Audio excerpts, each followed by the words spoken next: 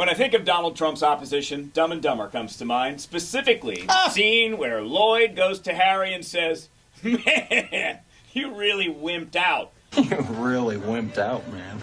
That's what I saw, Mike, on the debate stage. I saw all those candidates just completely wimp out. Well, they've spent, they come by it honestly. I mean, they've spent the last 6 years just basically following what Donald Trump has done. So falling in line, really, as he was and still is, I would say, the head of the Republican Party. So they had no guidance. That was 2 hours of rudderless debate, is what that was. Where usually Don would control the stage, control the room. Everyone would react to that, but they had nothing to react to but themselves, and they started falling all over themselves. I saw it as a giant attempt to take out an outsider with Vivek Ramaswamy, because Vivek is not a politician. Everyone else on stage, politicians. They don't like outsiders, and they acted like that during the debate. And the problem with that is the Republican Party voters do like something new, because Donald Trump has a 55% approval rating in the Republican Party. Like 55% of Republicans right now in a national poll, so that only counts a little bit, say they vote for Trump. That, to me, brings up a strategy that I see missing on the Republican side. But what really showed this to me, Mike, is this clip when the candidates were asked to raise their hand that if Trump was convicted of a felony, if they would still support him. Just watch what happens here. Because you see Vivek, your boy, his hands just goes right up. Bing! He's the guy. Sure. And then the other ones follow.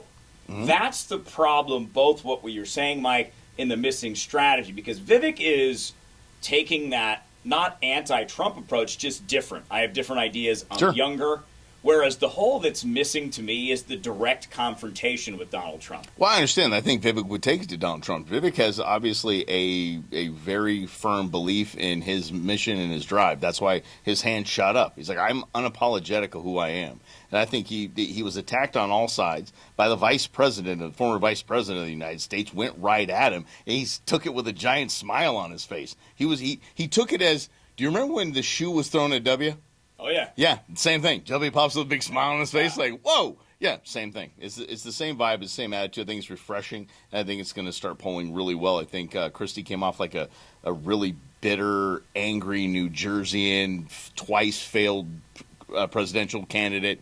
You're just done, dude. You're playing spoiler at this point. But Donald Trump does have some weaknesses, and I'm curious as to which one of these candidates attempts to take them on. Because in my head, as a person that studied politics for 25 years, I'm not making any endorsement comments, but what I'm saying in thinking of terms of political strategy.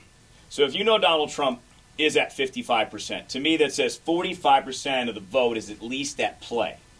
45% is already telling you in the Republican Party they don't want to vote for Donald Trump, as of right now. Yeah. So the strategy for me would be to just go after Joe Biden, or go after Joe Biden and Trump as being both old, both out of touch.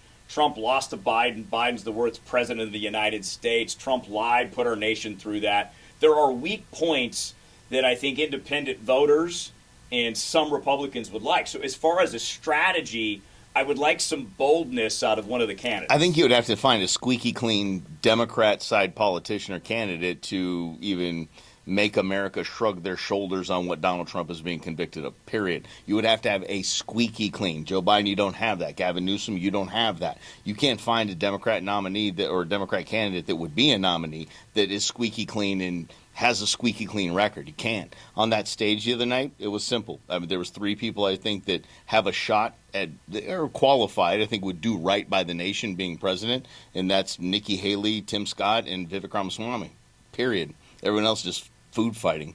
Yeah, so there'll be the new generation. But here's what's interesting about this, too, just to look at it from the Democrat standpoint for a second, because I know what many Democrats are so terrified of, Mike, and that's Donald Trump winning.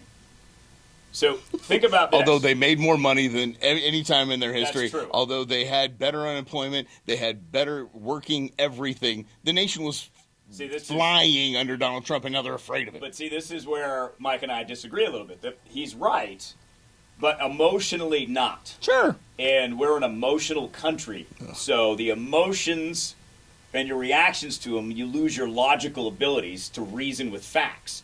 So we have to understand the country that we're in right now. isn't one that thinks that way. It feels a certain way about Donald Trump. That's the big challenge with winning.